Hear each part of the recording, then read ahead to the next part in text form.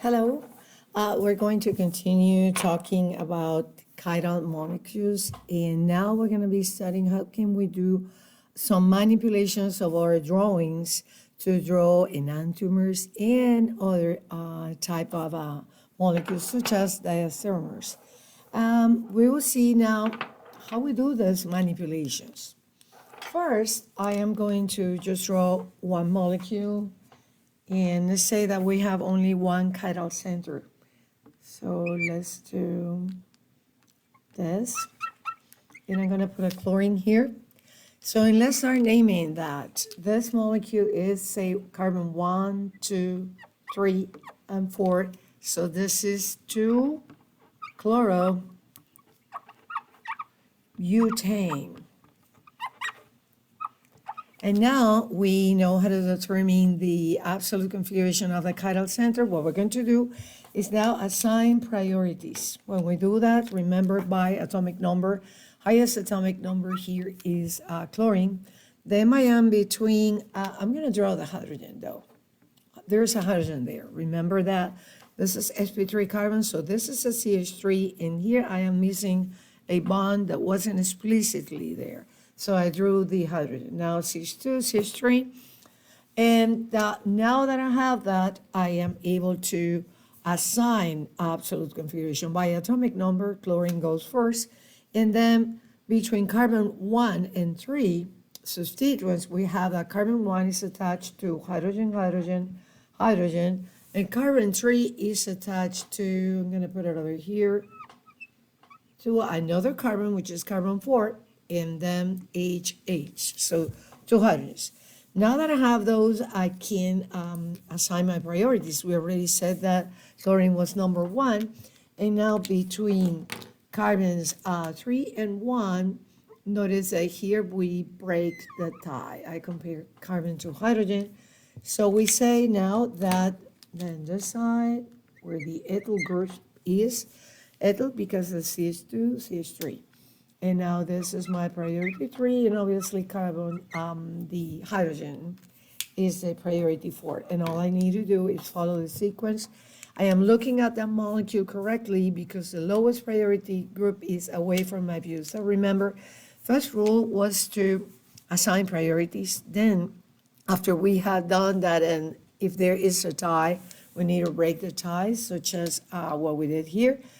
And then we need to make sure that we're looking at the molecule with the lowest priority group away from our view, which is the case. So I can go ahead and assign configuration here, and I say priority 1 is chlorine here, and then priority 2, priority 3. So this configuration of that is S, because I'm looking at that with a hydrogen opposite to my view. So this we're going to name as 2-chlorobutane. So we're going to incorporate that in the name. Now what I'm going to do next is draw the enantiomer. And now there's a couple of ways that we can do this. First, I'm going to draw just the mirror image. And notice that here I have the metal. Then I have here was drawing exactly my mirror image, right? That. And again, this is carbon 1, 2, 3, and 4. So this is also 2-chlorobutane.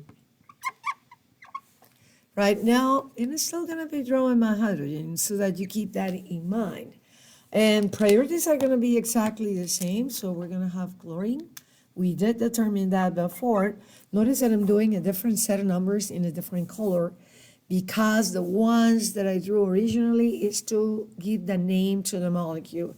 And this one in the circle is assigning priorities. So 1 priority, priority 2, priority 3, and the 4th is the hydrogen. And all I need to do now is follow that sequence.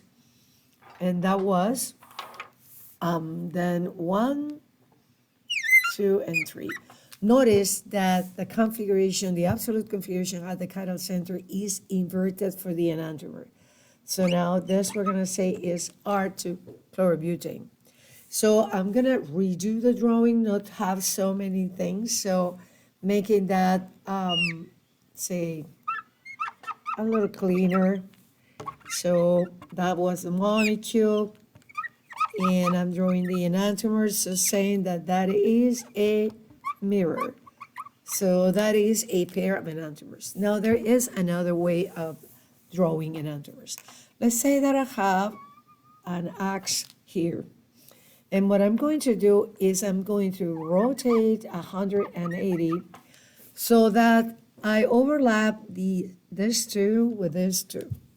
So in other words, I'm going to try, if I have these molecules right here, I'm going to do, here they are mirror images, as you can see, but I can try to overlap this. I'm doing that rotation, and I see here that I can overlap two. We did that demonstration before. We can overlap two groups, but the other two I cannot. So they're clearly enantiomers. But also we need to look that when I do such rotation, if I have this molecule, say, in front of you, and I rotate, I'm holding it by the hydrogen. So if I rotate 180 degree, the two groups, these two groups had exchanged places. They have one going to the other side. Let's look at that again. They have changed places, and so are the group that is pointing towards you and this that is behind. That is the opposite. So this group are going to change. Now this is what I'm doing in my drawing. In doing this rotation, now I'm going to have this group on the other side, and then I'm going to have my chlorine. But no, I did a mistake here, because again, I said that the two groups are going to exchange, but here also the chlorine and the hydrogen are going to exchange places. So again, if we see that here in this model, I'm holding that with a hydrogen in the back, such as this example, but if I do 180, those two change places, but also the hydrogen that was behind went to the front. So this is what happened here. But it's the same molecule. It's the same enantiomer. This is this, so they are identical. But then now we see that there's another way to drawing enantiomers. We can either draw the mirror image, as we did here, or we can just flip the configuration of the chiral center. We did one switch, in other words. So what we did is that we have drawn the molecule exactly as it was before, with the ethyl here and the methyl, but now we have done, these two groups have switched places. Here I have the hydrogen and the chlorine, such as the hydrogen is pointing towards you, and now what is pointing towards you is the hydrogen, switching places. And here we can also determine the absolute configuration. But it was easy, we said before, to look at that with the lowest priority group away from our view.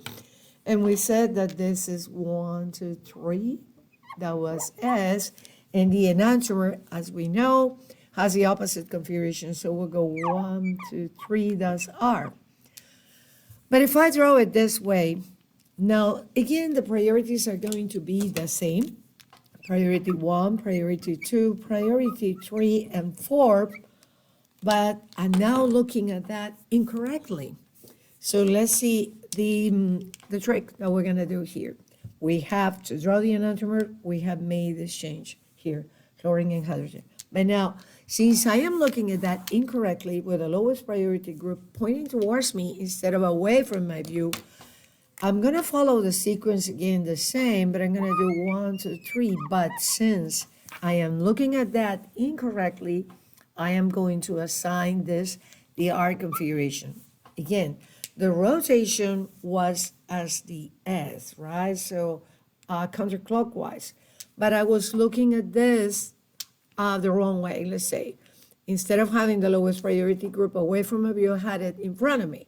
So what I'm going to do is just switch that. It was rotating like S, but it is assigning, we assign the R configuration. So summarizing, two ways easy to draw enantiomers. We can draw the mirror image, or we can grab this